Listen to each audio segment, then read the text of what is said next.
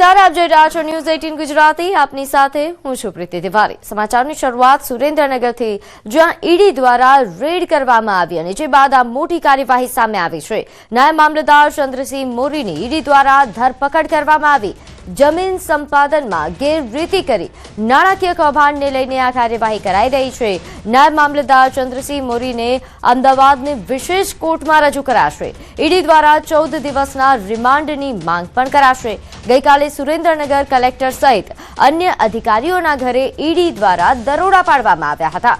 નાયબ મામલતદારના વઢવાણમાં આવેલા નિવાસસ્થાન પર 20 કલાક સુધી સર્ચ ઓપરેશન ચાલ્યું હતું. બેનામી સંપત્તિ તેમજ કથિત અલગ અલગ જમીન કૌભાંડને લઈને ઈડીની અલગ અલગ 10 થી વધુ ટીમો દ્વારા ચેકિંગ હાથ ધરવામાં આવ્યું હતું. ત્યારે વધુ વિગત સાથે મારી સાથે સંવાદદાતા મૌલિક જોડાઈ ગયા છે. મૌલિક, ઈડીના દરોડા બાદ આ મોટી કાર્યવાહી જે સામે આવી છે, કેવા કેવા ખુલાસા થયા?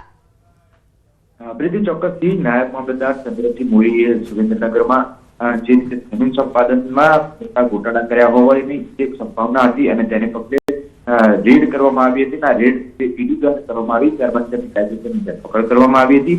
જ્યારે આજે તેની વધુ તપાસ માટે આરોપીને સાથે રાખી વિશેષ અદાલત જે અમદાવાદ કોર્ટ ખાતે આવેલી છે ત્યાં આગળ તેમને રજૂ કરવામાં આવ્યા છે. અત્યારે હાલ માનવામાં આવી રહ્યું છે કે તેમને મહત્તમ દિવસના એટલે કે 14 દિવસના રિમાન્ડની ઈડી દ્વારા માંગણી કરવામાં આવી શકે છે. વિશેષ અદાલત અમદાવાદ ખાતે બનાવવામાં આવી છે ત્યારે તેની અલગ અલગ મુદ્દે તપાસ કરવા માટે રજૂઆત કરવામાં આવશે. સ્પેશિયલ પબ્લિક પ્રોસિક્યુટર જે છે તે આ બાબતે રજૂઆત પણ કરશે, કારણ કે સુરેન્દ્રનગરમાં કલેક્ટર સહિત અન્ય જગ્યાઓએ અધિકારીઓ દરોડા પાડ્યા હતા અને ગેરકાયદેસર વહીવટ સાથે નાણાકીય મિલકત જે છે તે પણ ક્યાંક ને ક્યાંક મળી આવી છે. એટલે આગામી સમયમાં તેની વિશેષ પૂછપરછ કરવી જરૂરી હોય 14 દિવસના રિમાન્ડની માંગણી કરશે. આગામી સમયમાં કેટલા દિવસના રિમાન્ડ ગ્રાહ્ય રાખે છે કોર્ટ તે જોવું. બિલકુલ બિલકુલ મૌલિક, આપ જોડાયેલા રહેજો. આપણી સાથે સુરેન્દ્રનગરથી અક્ષય પણ જોડાઈ ગયા છે.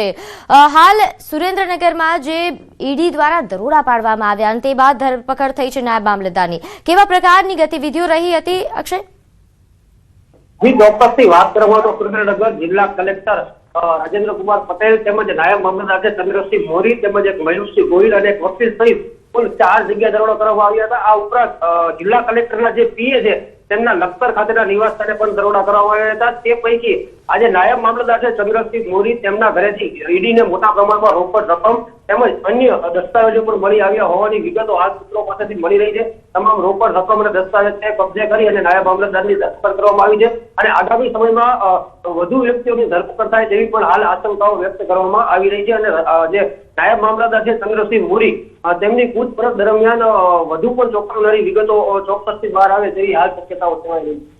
જી, સાથે આ નાયબ મામલતદાર ના જે નિવાસસ્થાન પર દરોડા પાડવામાં આવ્યા, ઉપરાંત કોઈ સ્થળો છે જે સુરેન્દ્રનગરમાં કે જ્યાં દરોડા પાડવામાં આવ્યા હોય, જ્યાં કાર્યવાહી શરૂ થઈ હોય?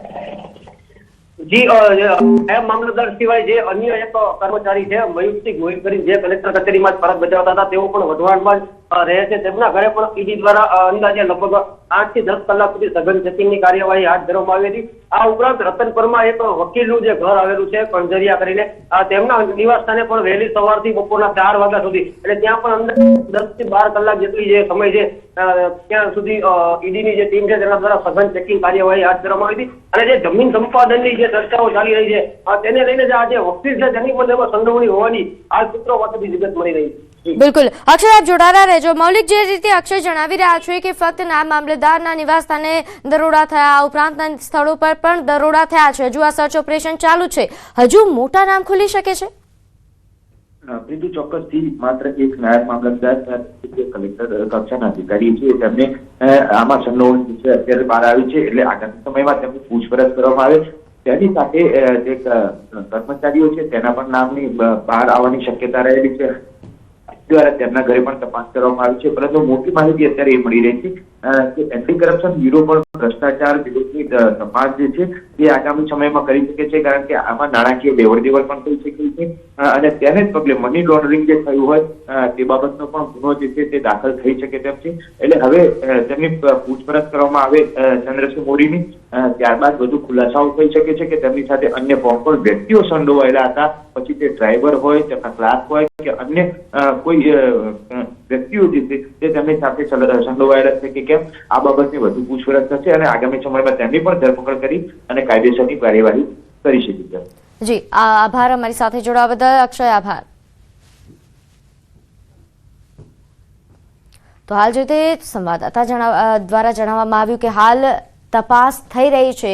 હજુ આ તપાસમાં મોટા નામ ખુલવાની શક્યતાઓ છે. હજુ પણ ઘણા ખુલાસા થઈ શકે. આગળ વાત કરીએ અમદાવાદના સુભાષ બ્રિજ પર તિરાડ મામલે મોટા સમાચાર સામે આવી રહ્યા છે. એક્સપર્ટ રિપોર્ટ બાદ એએમસીએ મહત્વપૂર્ણ નિર્ણય લીધો છે. બ્રિજનો ઉપરનો ભાગ તોડીને નવો બનાવવા છે. એક્સપર્ટ કમિટીઓ અમદાવાદ મ્યુનિસિપલ કોર્પોરેશનને રિપોર્ટ સોંપ્યો અને બ્રિજના ઉપરના ભાગનું સુપર સ્ટ્રક્ચર તોડી પાડવા માટે જણાવવામાં આવ્યું છે.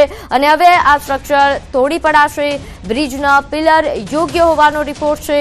2 લેનની બ્રિજની બાજુમાં 2 લેનનો બ્રિજની પણ પ્રપોઝલ આપવામાં આવ્યું છે.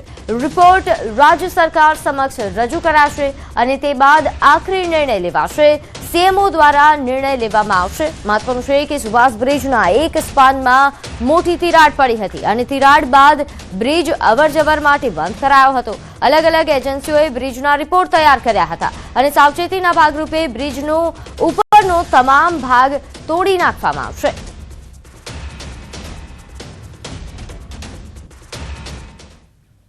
અમદાવાદના સુભાષ બ્રિજને લઈ મોટો નિર્ણય કરવામાં આવ્યો છે કે જ્યારે સુભાષ બ્રિજ ઉપર તિરાડ પડી ત્યારબાદ લોકો માટે અને વાહનોની અવરજવર માટે આ બ્રિજ બંધ કરી દેવામાં આવ્યો હતો. અલગ અલગ એજન્સીઓ દ્વારા રિપોર્ટ છે તે તૈયાર કરવામાં આવ્યો હતો અને હવે એવું જ્યારે રિપોર્ટ તૈયાર થઈ ગયો છે કે જે સુભાષ બ્રિજ છે એ બ્રિજના ઉપરનો ભાગ છે તે તોડી પાડવો પડશે કારણ કે ઉપર તિરાડો છે અને એ હવે નવો બનાવવામાં આવશે. જ્યારે નીચેનો જે ભાગ છે એટલે ખાસ કરીને પિલર છે તે પિલર સુરક્ષિત છે તેવો પણ રિપોર્ટ છે તે કરવામાં આવ્યો છે. સાથે જ અલગ બ્રિજ બનાવવા માટેની પણ પ્રપોઝલ છે તે મૂકી દેવામાં આવી છે અને તે હવે સરકાર દ્વારા મંજૂર કરવામાં આવશે. પરંતુ જે રીતે આ બ્રિજને સમારકામ કરવું છે તે મુશ્કેલ છે અને તેના કારણે જ હવે નિર્ણય કરવામાં આવ્યો છે કે જે ઉપરનો ભાગ છે તોડી અને નવો બનાવવો પડશે.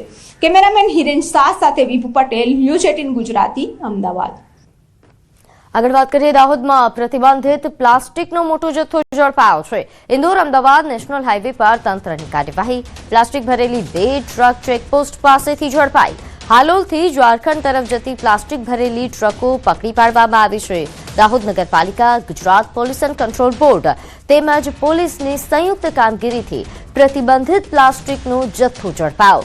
વહીવટી તંત્રની ટીમોએ વોચ ગોઠવીને પ્રતિબંધિત પ્લાસ્ટિક ભરેલી 2 ટ્રક ઝડપી પાડી.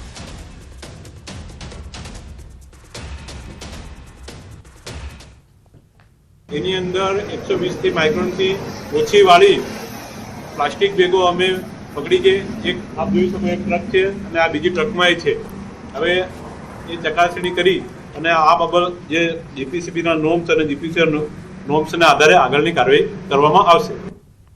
આગળ વાત કરીએ અમદાવાદ મ્યુનિસિપલ કોર્પોરેશનના સ્ટેટ વિભાગની કાર્યવાહી. વિવાદના સુખદ અંત બાદ અમદાવાદ મ્યુનિસિપલ કોર્પોરેશનની કાર્યવાહી. સ્નેહાંજલિ સોસાયટીના બંગલાઓ પર બુલડોઝર ફરશે. 25 બંગલાઓ પર અમદાવાદ મ્યુનિસિપલ કોર્પોરેશને કાર્યવાહી શરૂ કરી.